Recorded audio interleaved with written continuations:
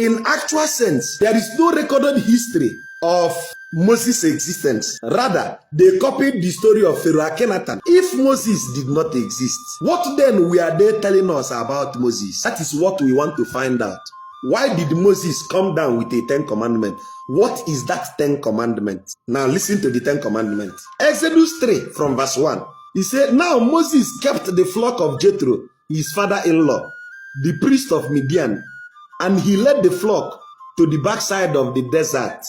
Point number 1, desert. The word desert in this statement is a code word. Verse 2, and the angel of the Lord appeared unto him in a flame of fire out of the midst of a bush. And the bush burned with fire, and the bush was not consumed. We read this storyline. We thought it was an actual story. We started singing with it in several forms. Ibu chimo, ibu chim, ibu anyanji afuzo. Ewata. Aya nwuloku ma iye lelele. Ogini kangeji toro gozorogi. Agama kwisi ana agoya mba nchena meluge n'igwe. I am trying to explain ahihia nwuloku mana ahihia lelele. Listen to this. So if Moses is not a human being, is not an actual person, what was Moses? And the angel of the Lord appeared unto him in a flame of fire. A flame of fire. Now, Moses was in the wilderness. What is wilderness? What is that desert? Now, for science students, how can a bush survive inside a desert? Unless it is at the tentacles where oasis is. But try and get it now. You will get the gist.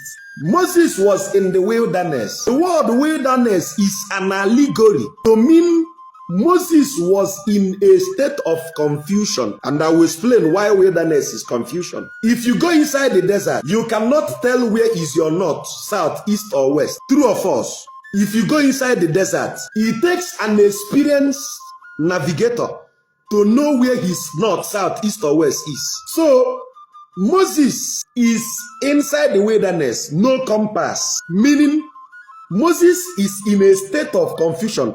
Confused Gadema, Nobulu Moses. Now, and Moses saw a burning bush. Let me ignore what the burning bush is talking about. But when Moses was confused, in his meditation, he was lifted to see a burning bush, a cosmic fire.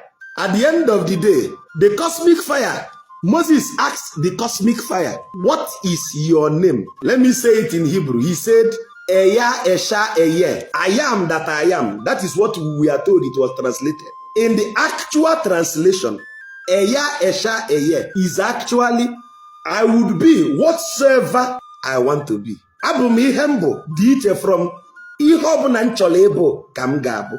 Now, when he had that, at the end of the story, take it fast forward to Exodus 20.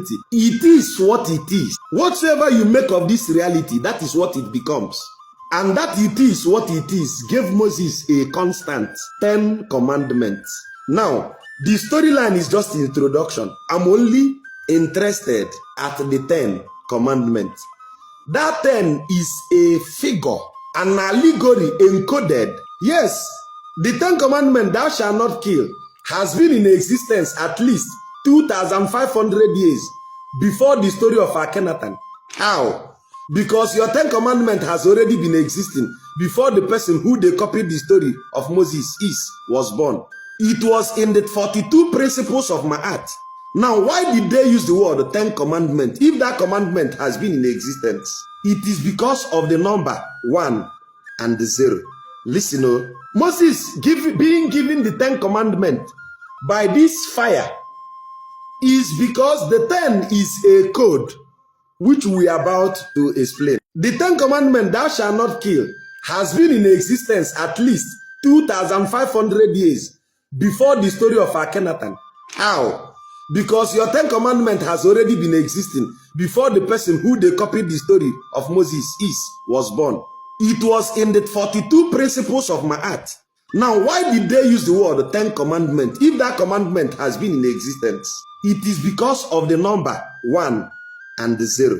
Listen, Moses being given the 10 commandments by this fire is because the 10 is a code which we are about to explain. What was Moses given? The 10 Commandments. For you to know it was actually not a storyline. How could Moses come down with a 10 Commandments? And the commandment says, thou shalt not kill. And the first thing Moses did was to tell the Levite to kill 3,000 persons, which means it wasn't about a commandment. It was about a mystery. What was that 10 commandments? In cosmic understanding and understanding, 10 is the number that controls every reality in this simulation. 10. What is 10? 1 and 0. The two constants of binary. Is it making sense to you now? 10 commandments is not about thou shalt not kill. In this 10, what you saw in the burning bush, in the cosmic dome of Agu, is telling you that you can create virtually everything if you understand this binary. 1 and 0. Everything we've been learning is an allegory, not an actual storyline. Galatians 4:24. For all this is an allegory. Get that into your head.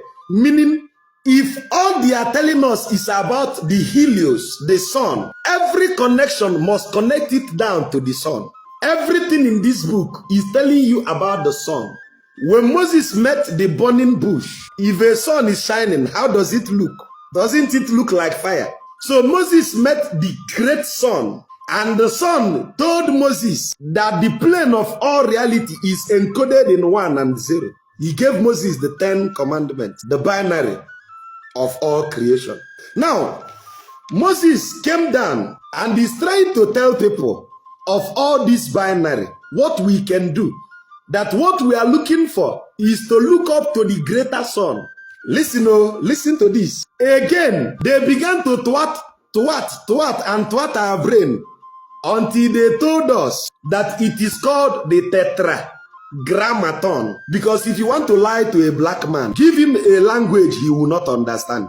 Now, what is the tetragrammaton? I've said it on TikTok the other day, that the tetragrammaton is nothing but a deity of ancient Kemet, which is called Aton. Aton, a sun deity. Everything will come down to the sun.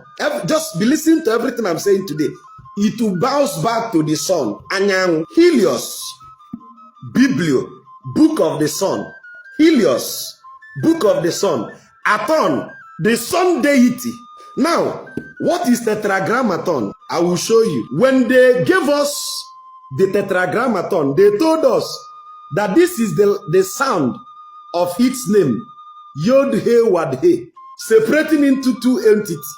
We took it and accepted, thinking it's talking about somebody like a man directing the affairs of the world. But it's actually telling you about the cosmic sun. The tetragrammaton, how do we know it is talking about the deity of the sun? Let us separate it in etymology. Tetragrammaton.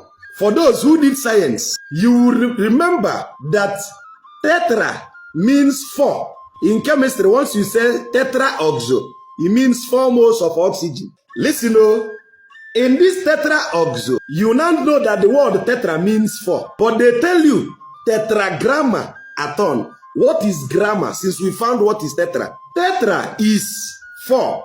Grammar is spoken word. Ndi Igbo na-asụ grammar. Spoken word. Tetragramma. Spoken word. Aton. A-T-O-N. Check it in your search engine. Spoken word of the deity of the sun.